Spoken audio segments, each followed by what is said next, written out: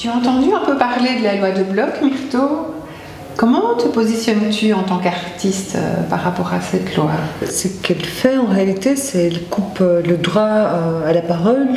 Plus on restreint l'esprit humain, on conditionne la société et l'individu de devenir un exécutant, un robot qui suit des ordres aveuglément et contre ses désirs.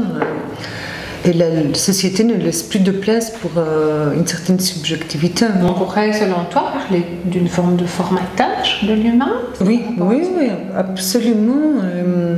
Je vois ça en tant qu'artiste, pendant tout mon parcours artistique en tant qu'étudiante, puis en tant que professionnelle, en tant qu'enseignante, que je crois, oui, on essaie de formater dès le plus jeune âge. Je crois qu'il faut des études académiques, oui, il faut un certain cadrage, mais il ne faut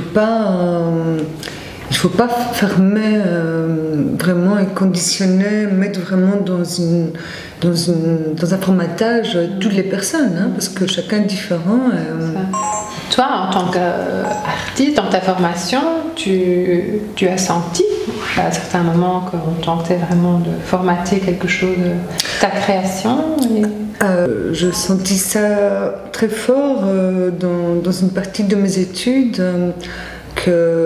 Parce que j'ai eu la chance aussi de connaître deux systèmes différents, que justement c'est tout à fait le contraire. Un système te permettait de développer en tant qu'individu dans l'artistique, et même te donner les outils et t'incitait de trouver ton propre chemin, ta propre parole.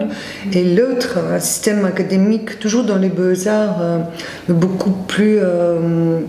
oui, je dirais académique, non? Que justement, ils essayaient de faire le contraire. Ils donnaient aux élèves des sujets pour des projets, et si on sortait un peu en dehors, ils nous disaient on ne met pas les points si vous ne faites pas comme nous on veut. J'ai une histoire que c'est très personnelle, que je tiens beaucoup, une petite anecdote, comment dire. J'ai une passion, un amour pour tout ce qui est organique, alors je collectionne beaucoup des bois, des cailloux, des coquillages. J'étais à l'université tous les jours je travaillais à partir d'un caillou, d'une pierre que j'avais trouvée, et que tout le monde me demandait mais comment ça se fait, qu'est-ce que tu fais avec cette pierre, et même moi au début je n'étais pas sûre où est-ce que ça allait m'emmener, mais j'étais vraiment sûre que ça allait me conduire quelque chose, et voilà ce qui a commencé comme un peu un jeu de vraiment analyser la pierre. Il y a eu plein d'autres idées qui sont ressorties. J'avais commencé avec des dessins en noir et blanc, petit format. Et puis après 1 an et demi, 2 ans, je suis arrivée à faire un travail, une série de travaux, de grandes toiles, 2 mètres sur 2 mètres, et c'est devenu mon travail.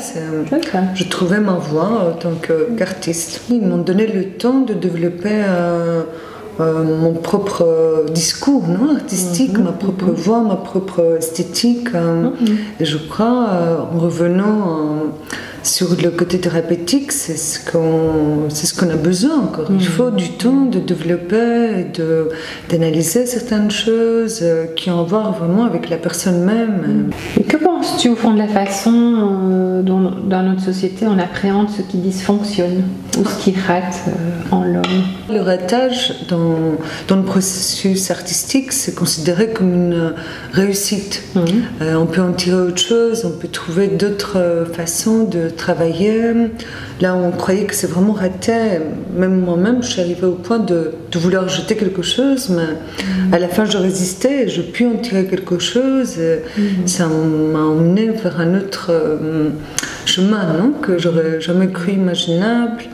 Je crois qu'on peut réaliser des nouvelles choses à travers le ratage. Je crois à travers l'histoire de l'humanité, on apprend à travers nos fautes et nos ratages. Et c'est ça qui nous fait probablement, j'espère, des nouvelles personnes, des meilleurs êtres humains.